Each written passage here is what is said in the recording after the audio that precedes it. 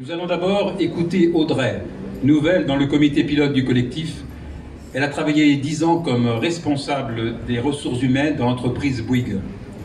Elle est maman de 3 enfants et elle va nous livrer sa profonde réflexion sur cet événement sociétal mondial sans précédent. Écoutons Audrey.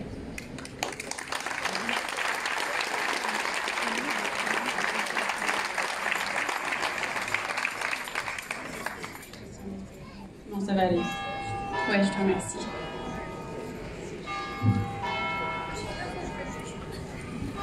Je vous dis mon émotion, je suis un peu émue de voir tout cela, donc votre bienveillance, voilà.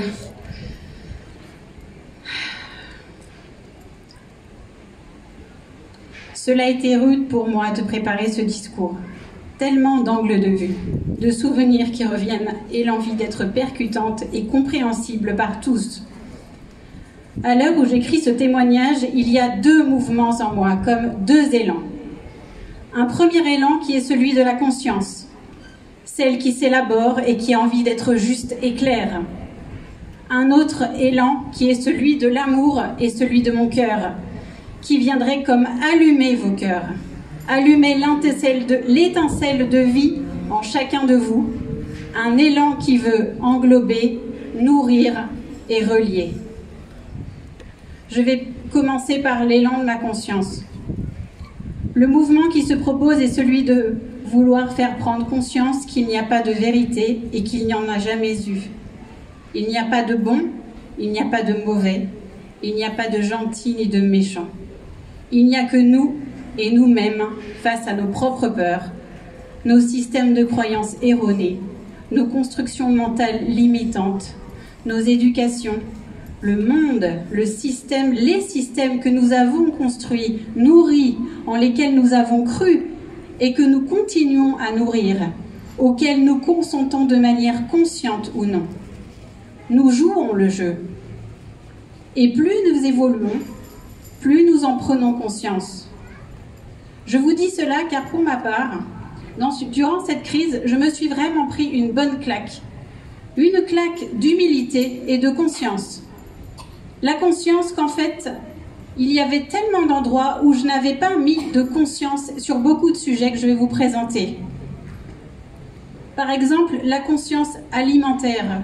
C'est le fait d'être maman qui m'a permis de prendre conscience, par exemple, que l'allaitement maternel, c'était bon pour les enfants, que donner un biberon, c'était pas un état de fait, et qu'on pouvait en fait suivre son élan propre, sa nature propre. C'est à ce moment-là que je me suis rendu compte qu'en fait, il y avait beaucoup de choses que j'avais pris comme telles que je croyais, mais en fait, qui résultaient d'une influence en fait. Une influence par exemple pour ce sujet de certains lobbies ou d'entreprises agroalimentaires. Un autre sujet de prise de conscience pour moi, c'est la manière d'éduquer nos enfants. Quand j'ai été mère, j'ai voulu être une mère qui allait plutôt promouvoir une éducation sans violence, et une parentalité positive. Ça n'est pas facile, évidemment non, mais j'ai mis de la conscience là-dessus, à ce moment-là. De la même manière sur le sujet de la souffrance animale, c'est des sujets qui encore, il y a peu de temps, n'étaient pas trop dans le débat. La surconsommation de viande de la même manière, et notre manière de consommer tout simplement. Cette course effrénée à la consommation pour exister, quelque part pour combler un vide intérieur. La pollution et la manière dont on gère nos déchets. Notre système autoritaire et sécuritaire qui s'est renforcé lentement mais sûrement depuis notamment les attentats de 2001 puis 2015.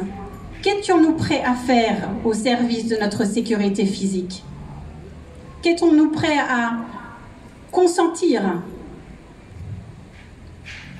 Aujourd'hui, l'influence d'une certaine presse et sa manière de nous imposer un courant d'information. Et la conscience aussi sur l'influence des lobbies et la manière d'acheter le consentement. Enfin, cette manière d'étiqueter les gens qui ne pensent pas comme le message officiel. En toute honnêteté, pendant longtemps, j'ai juste lu les gros titres et ne me posais aucune question sur cette manière de mettre les gens dans les camps extrêmes ou simplement des cases ou des étiquettes. Moi-même ne voulant surtout pas être considérée comme étant dans un extrême ou avoir une étiquette. Face à tout cela, face à ces prises de conscience, beaucoup de sujets à l'extérieur de moi, dans mon environnement, dans la société, dans le monde, il y a ce mouvement en moi qui a envie de rester humble et qui se sent responsable de tous les angles que je n'ai pas vus, de tous ceux auxquels j'ai consenti, auxquels j'ai participé, auxquels j'ai dit oui, consciemment ou pas.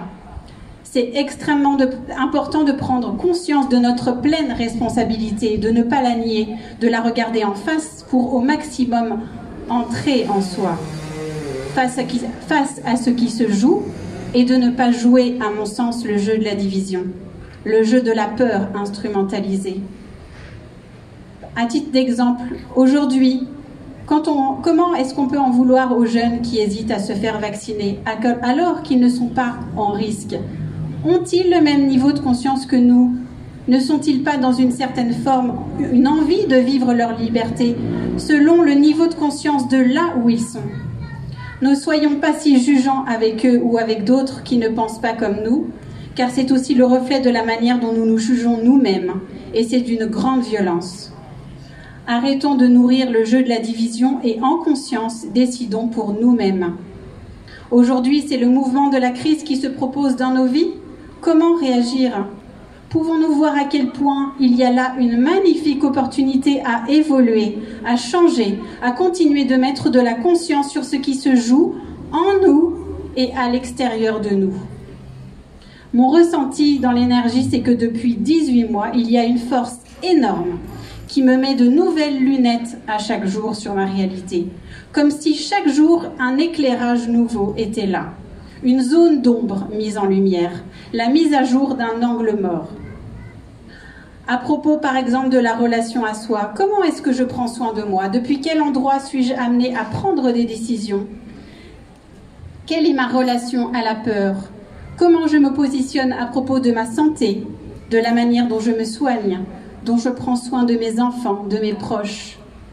Nous avons comme une mise en lumière de tous ces endroits en échec. Notre structure de consommation, notre structure de gouvernance, notre structure du respect du vivant, notre structure du vivre ensemble. Nous sommes dans un profond déséquilibre dans l'utilisation, la répartition, la gestion des ressources et des êtres vivants. Notre aveu d'impuissance éclate au grand jour et il nous appartient maintenant de décider de sortir de cette illusion, car c'est possible. Nous avons été conditionnés, éduqués, modelés à croire que nous étions sans pouvoir, à croire que nous n'avions pas le choix. Alors qu'aujourd'hui, l'heure est bien au choix et au positionnement. Le choix de positionner, de se positionner, de décider qui nous sommes, de revenir à l'intérieur de soi pour ressentir le choix de ce qui est juste pour nous, car nous sommes des êtres libres et souverains. Et c'est bien de cette conscience de notre souveraineté, c'est bien ça qui va remettre notre énergie à notre service, dans un élan qui va pouvoir nous permettre d'être créatifs et constructifs et qui nous permettra d'avancer pas à pas.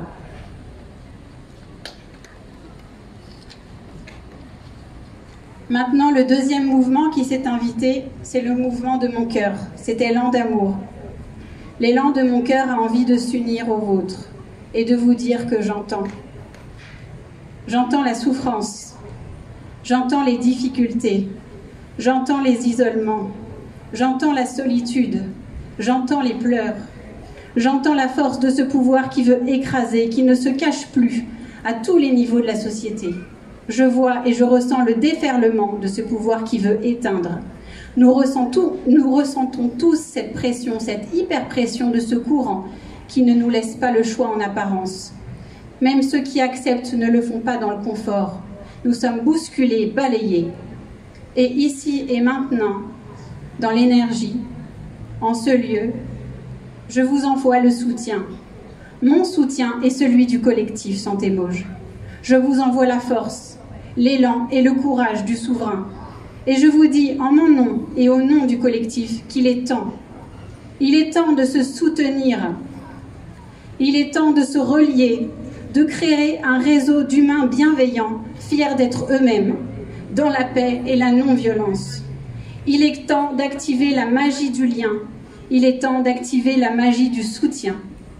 Il est temps d'innover, d'inventer des solutions à tous les endroits où nous rencontrons des impossibles. Il est temps d'être créatif, d'activer des possibles. Il est temps d'utiliser ce réseau pour créer dans votre réalité une autre manière de vivre, d'échanger. Il est temps de devenir actif au sein de ce réseau et de s'organiser. C'est grâce aux liens que nous pourrons ensemble trouver des solutions pour chacun et agir concrètement dans cette réalité. Ici et maintenant, je vous invite à ouvrir vos cœurs sur cette opportunité et sur cette autre manière de vivre notre humanité. Car moi, je le ressens profondément dans mon cœur, cette autre manière de vivre cette humanité. C'est ma réalité. Et je vous propose, pour continuer à vibrer ensemble dans cette reliance d'amour, la chanson d'Ashka, « Toi et ma liberté ».